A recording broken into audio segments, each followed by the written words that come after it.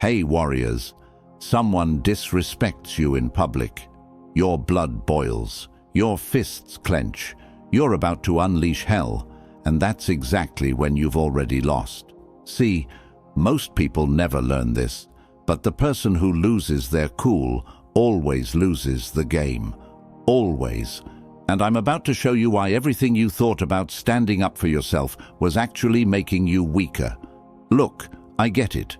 You've been told your whole life that you don't back down, that if someone crosses you, you handle it immediately. You make them regret it.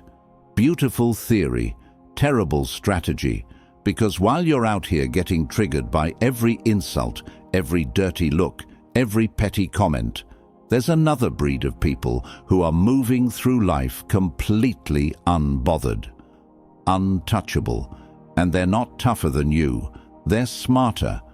Machiavelli understood something 500 years ago that most people still haven't figured out today.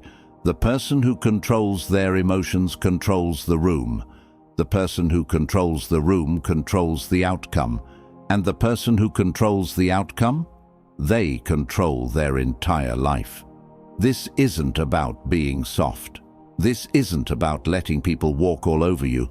This is about understanding that you're playing chess while everyone else is playing checkers. And in chess, the impulsive player gets destroyed every single time. Here's what nobody tells you. When someone provokes you, they're not attacking you, they're testing you. They want to see if you're controllable. If you react, you just proved you are. You handed them your remote control and said, "Here, push my buttons whenever you want." Pathetic, right? But here's the good news. Once you understand the game, and trust me, it is a game, you become virtually immune to manipulation. Insults bounce off you. Disrespect doesn't register. Drama happens around you, not to you.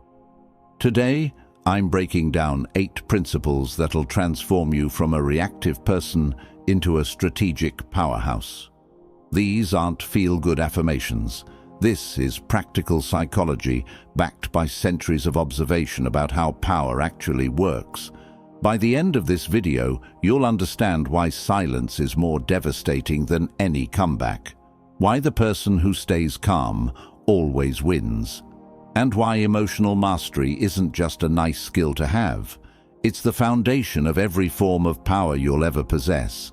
So if you're tired of getting played, tired of losing your composure, tired of giving your power away to people who don't deserve a second of your attention, you're in the right place. Before we begin, I want you to drop this affirmation in the comments. I control my emotions. Let's get into it. Number 1, the illusion of anger as power.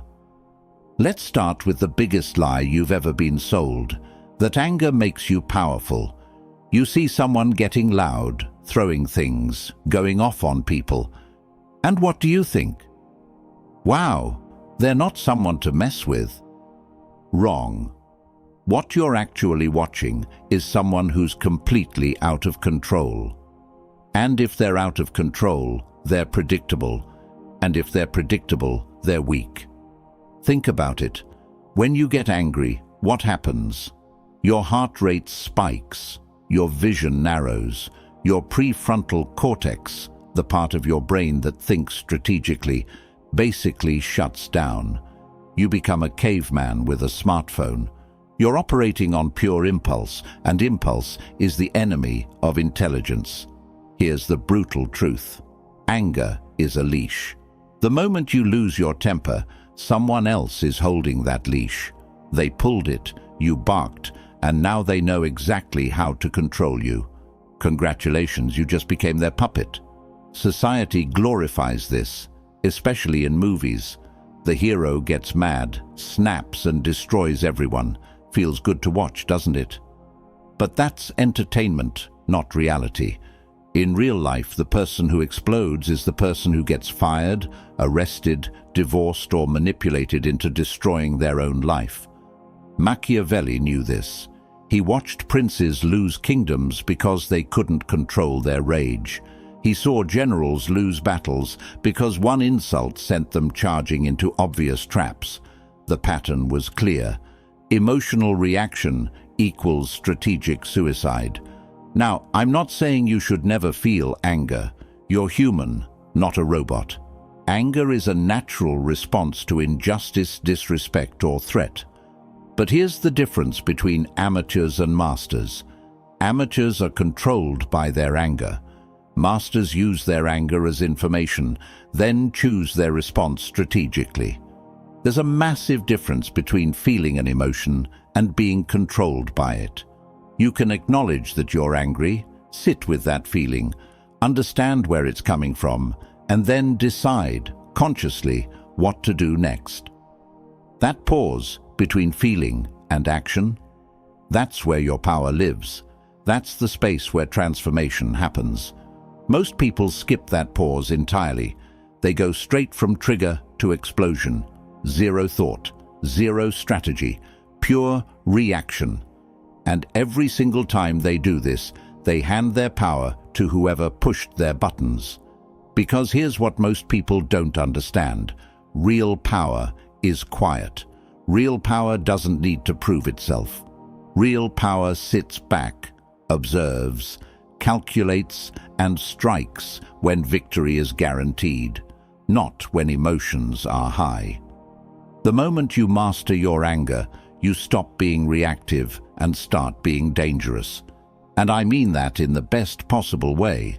You become someone who operates from choice, not impulse. Someone who thinks 3 steps ahead while everyone else is stuck on step 1.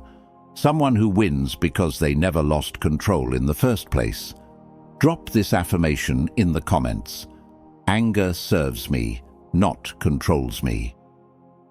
Number 2, understanding human nature. Here's something that'll change your entire perspective.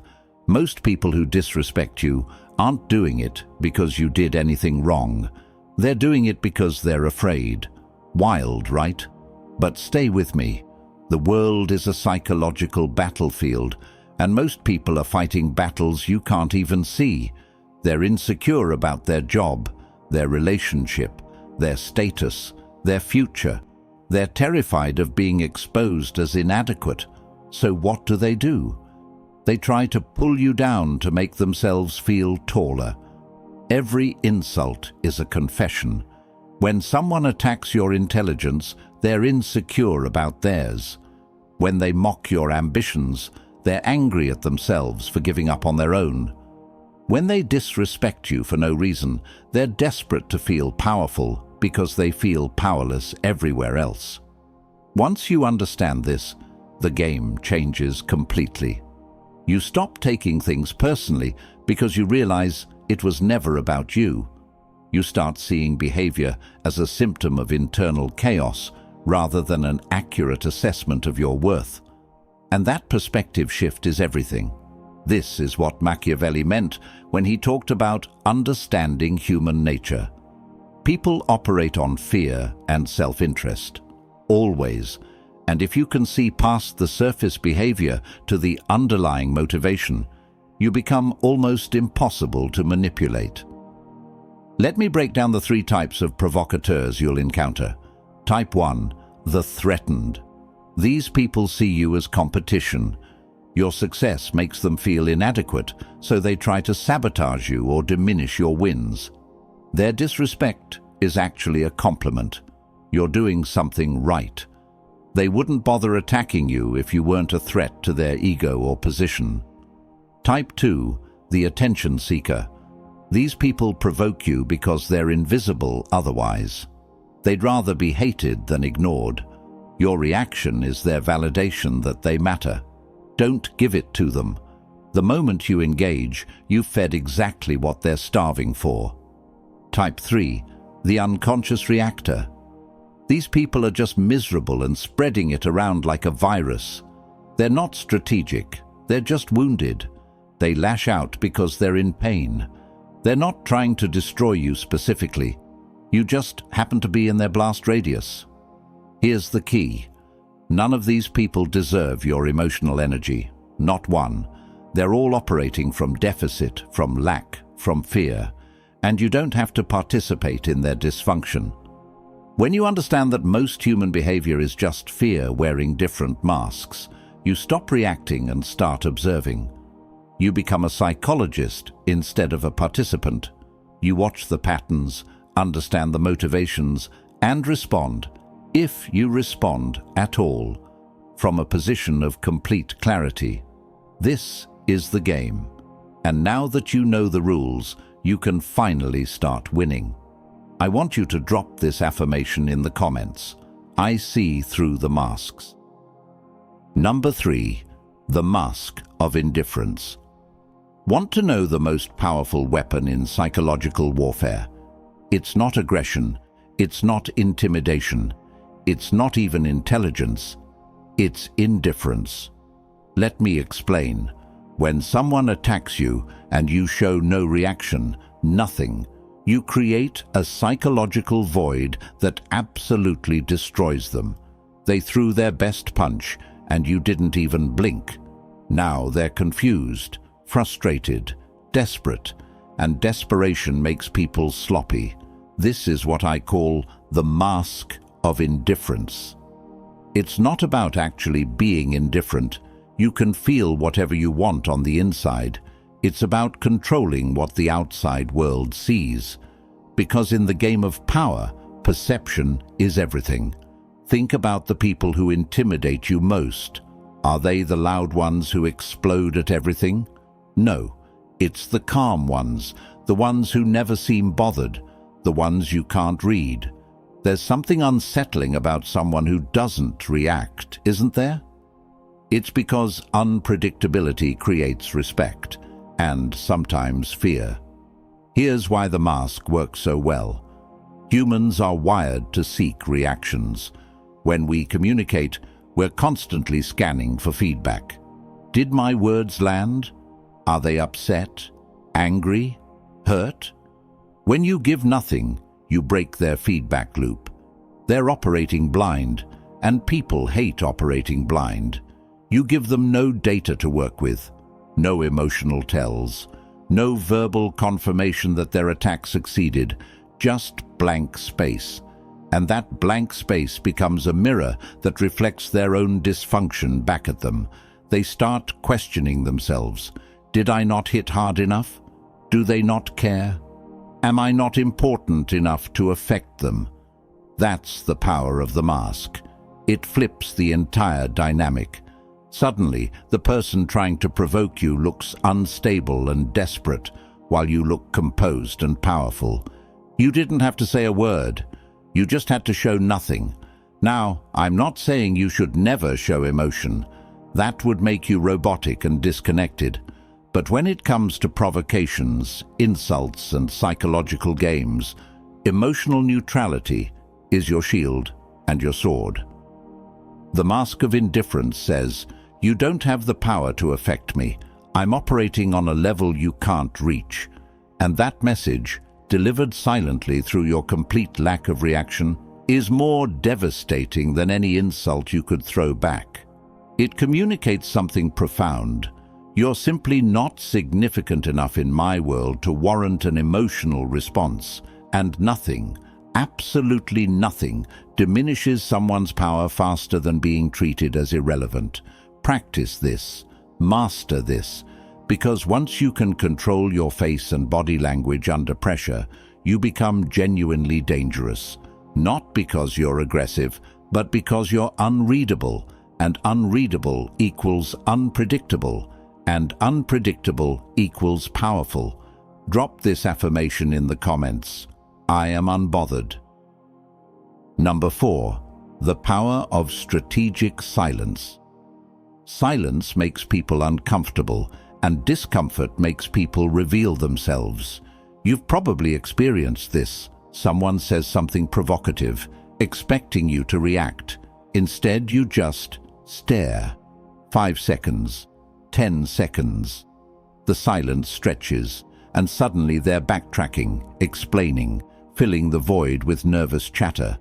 They just exposed their hand, and you didn't say a single word.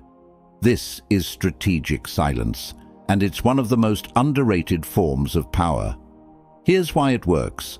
In conversation, whoever speaks first after a provocation is usually the weaker party. They're the one who couldn't handle the tension. They broke first.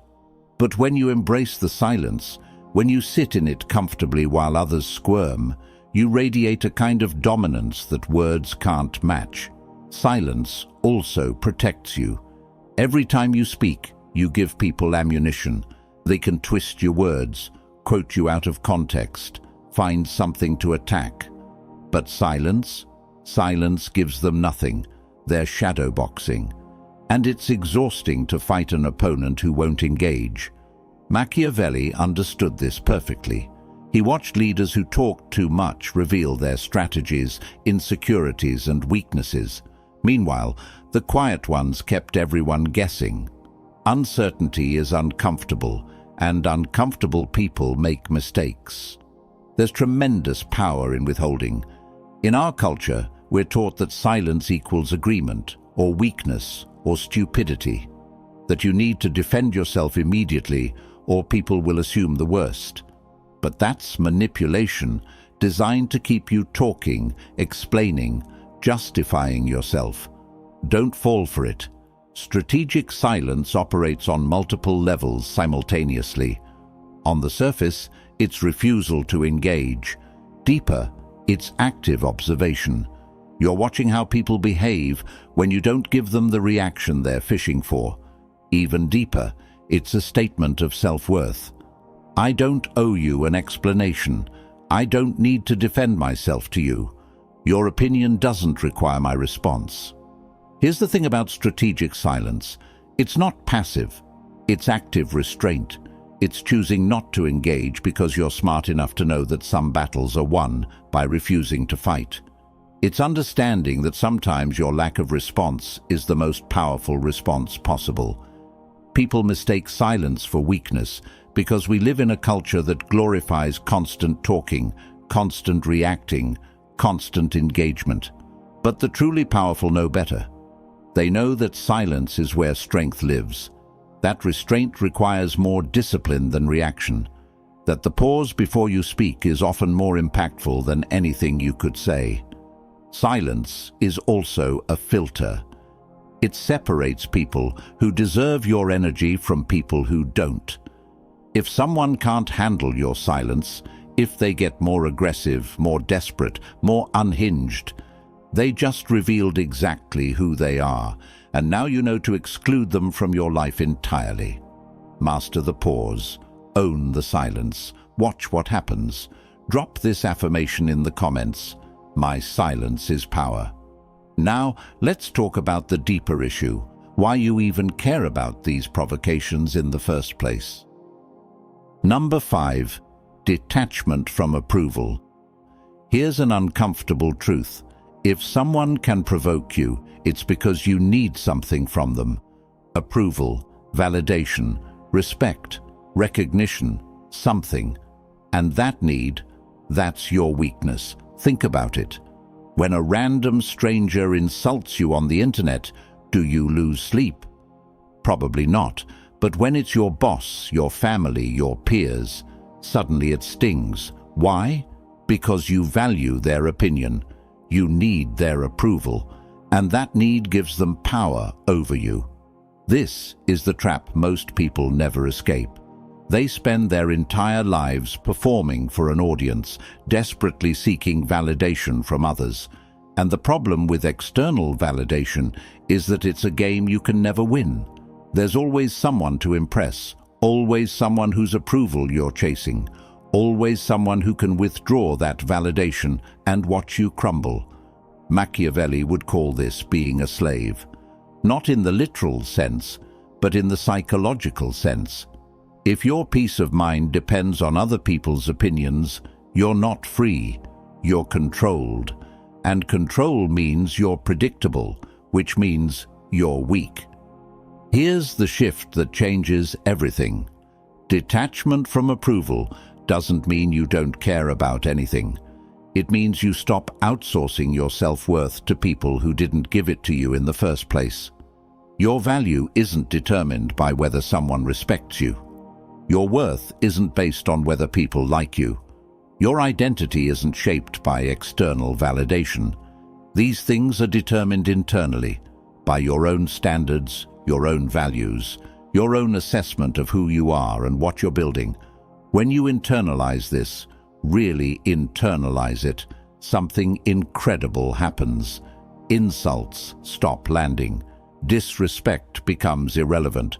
Someone can mock you, dismiss you, try to diminish you, and you feel nothing, because their opinion literally doesn't matter to your internal scorecard. Now, I'm not saying become a psychopath who cares about nobody. Healthy relationships involve mutual respect and care. But there's a massive difference between valuing someone's perspective and needing their approval to feel okay about yourself. Let me ask you something. What would change in your life if you genuinely didn't need anyone's approval? How differently would you move? What risks would you take? What would you stop tolerating? Who would you stop trying to impress? The answer to those questions reveals how much of your life is currently being controlled by the opinions of others. And I'm willing to bet it's more than you want to admit. Detachment from approval is freedom. It's walking into any room knowing that whether people like you or hate you, respect you or dismiss you, you'll be absolutely fine. Because you're not there for their validation, you're there for your purpose. Once you achieve this level of detachment, you become nearly impossible to manipulate. And that's when real power begins. I want you to drop this affirmation in the comments. I validate myself. Number 6, mastering the inner kingdom. Let's get real for a second. You can learn all the tactics, all the strategies, all the psychological tricks in the world. But if you can't control yourself, none of it matters. This is what Machiavelli really understood. Before you can govern others, you must govern yourself. Before you can control situations, you must control your reactions. Before you can master the external world, you must master your inner kingdom. Your inner kingdom is your thoughts, emotions, impulses, and urges. It's the mental and emotional space inside you where reactions are born. And for most people, this kingdom is in complete chaos. Random thoughts control them, emotions hijack them, impulses drive them. They're not ruling their kingdom, they're being ruled by it. Here's the hard truth: nobody can make you feel anything. I know that sounds wrong, because we're taught that people make us angry or make us upset. But that's a lie. People do things, and then you choose, consciously or unconsciously, how to respond. That choice is where your power lives. Mastering your inner kingdom means developing the discipline to choose your responses instead of being controlled by automatic reactions. It means creating space between stimulus and response. Someone insults you, that's the stimulus. But before you react, there's a gap, a moment. And in that moment, you have the power to choose. Most people never access that gap. They're on autopilot, reacting based on conditioning from childhood, past trauma, insecurity, or just habit. But when you practice self-mastery, you widen that gap. You create room to think, to choose, to respond strategically instead of emotionally. This requires brutal honesty with yourself. You have to ask uncomfortable questions. Why did that comment bother me so much? What insecurity is it touching? Why do I need to prove myself to this person? What am I actually afraid of? These questions aren't fun to answer. They force you to confront parts of yourself you'd rather ignore. But this confrontation is essential, because you can't master what you refuse to acknowledge. You can't control reactions rooted in wounds you won't examine. Self-mastery isn't about suppressing emotions. That's repression, and it backfires. It's about acknowledging emotions, understanding where they come from, and then deciding whether acting on them serves your goals or sabotages them. The person who masters their inner kingdom becomes formidable. They're not tossed around by circumstances. They're not controlled by other people's behavior. They're stable, centered, and focused, regardless of external chaos. This is the foundation of everything. Without self-mastery, you're just learning tricks. With self-mastery, you're building genuine power that no one can take from you. You become the eye of the storm, calm, clear, and unshaken, while chaos swirls around you. Drop this affirmation in the comments. I rule my kingdom. Number 7. Playing the long game. Revenge is a dish best served cold. You've heard that phrase, right? But do you understand why it's true? Because hot revenge, immediate, emotional, impulsive revenge, feels satisfying for about 5 minutes. Then you deal with the consequences.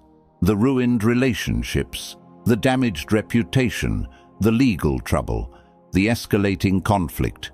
Feels stupid in hindsight, doesn't it? Cold revenge, strategic revenge, that's a completely different game.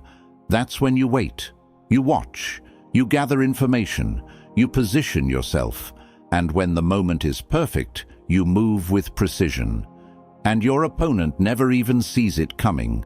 This is playing the long game, and it's how real power operates. Most people are trapped in short-term thinking. Someone disrespects them, they need to respond immediately. Someone wrongs them, they need revenge now. But immediate gratification is the enemy of strategic victory. Because when you react in the moment, you're operating from emotion. And emotion makes you sloppy. Machiavelli studied leaders who won and leaders who lost. The pattern was clear. The patient ones won. The impulsive ones destroyed themselves. Time was a weapon that only the disciplined knew how to use. Playing the long game means understanding that some victories take months or years to materialize. It means being comfortable with delayed gratification. It means trusting the process, even when you can't see immediate results. And most importantly, it means having the discipline to wait for the right moment instead of forcing the wrong one. There's tremendous power in patience. While everyone else is scrambling for immediate results, immediate responses, immediate everything, you're playing a different game entirely. You're thinking in timelines measured in quarters and years, not days and weeks. And that perspective gives you advantages others can't even comprehend. Sometimes the best revenge is no revenge at all, just allowing time to reveal what you already know. That person will self-destruct. They always do.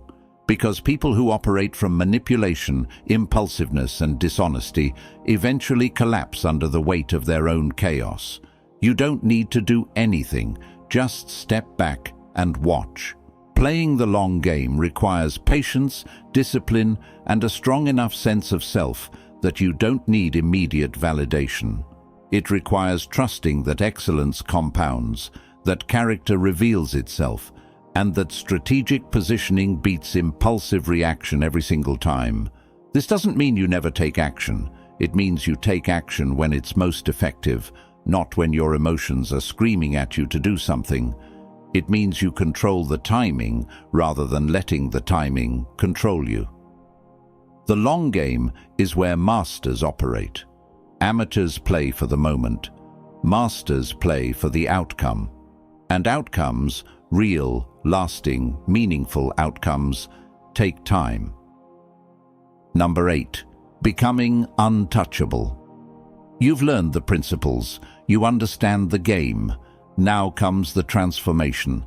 Becoming untouchable doesn't mean you're arrogant or disconnected. It means you've built something inside yourself that's so solid, so grounded, so unshakable that external chaos can't destabilize you. Think about a massive oak tree during a storm. The wind howls, the rain pounds, branches might break. But the trunk? The roots, completely unmoved. That's what you're building. Not rigidity, flexibility, not hardness, resilience, not coldness, composure. The untouchable person walks into any environment with quiet confidence. They don't need to announce their power because it's self-evident. They don't need to defend their reputation because their actions speak. They don't need to react to provocations because they're operating on a level most people can't comprehend. Here's what had to die for you to become this person. The ego that needed to be right, the insecurity that needed validation, the pride that demanded respect, the anger that demanded revenge, the fear that demanded approval. All of that, dead weight. And when you let it go, you become light, fast, deadly, efficient. Being untouchable means you've transcended the petty games that consume most people's lives. You're not competing for validation. You're not fighting for respect. You're not scrambling for approval. You're just moving forward with clarity and purpose, completely unbothered by the noise around you. This state isn't achieved overnight. It's built through consistent practice of everything we've discussed. Every time you choose silence over reaction, you're building it. Every time you refuse to need someone's approval, you're strengthening it. Every time you master an emotional impulse, you're fortifying it. And here's the beautiful part. Once you become this person, you don't need these principles anymore. They're not rules you follow. They're who you are. Emotional mastery becomes automatic. Strategic thinking becomes default. Psychological dominance becomes natural. You're not pretending to be unbothered. You genuinely are. You're not faking confidence. You have it. You're not playing a character. You've become the master of your inner and outer world. People will notice this shift. Some will respect it. Some will fear it. Some will be confused by it. None of that matters, because you're not building this for their approval. You're building it for your freedom. Being untouchable means you've removed all the hooks people use to control others. No emotional buttons to push. No insecurities to exploit. No need for validation to leverage. You're a fortress, and fortresses don't fall to petty attacks. This is the promise Machiavelli made 500 years ago. Master yourself, and the world bends around you. Now, I want you to drop this affirmation in the comments. I am untouchable. So there it is. 8 principles that separate the reactive from the strategic, the controlled from the controllers, the amateurs from the masters. Let me ask you something. Which person are you right now? Be honest. Are you the one getting triggered by comments, losing sleep over disrespect, letting other people's opinions control your mood? Or are you the one moving through life calm, focused, and completely unbothered by the noise? Because here's the reality, you can't be both. You're either building emotional mastery, or you're being controlled by your emotions. You're either playing the long game, or you're trapped in short-term reactions. You're either becoming untouchable, or you're staying vulnerable. The choice is yours. But understand this. Transformation doesn't happen by accident. It happens through conscious decision and consistent practice.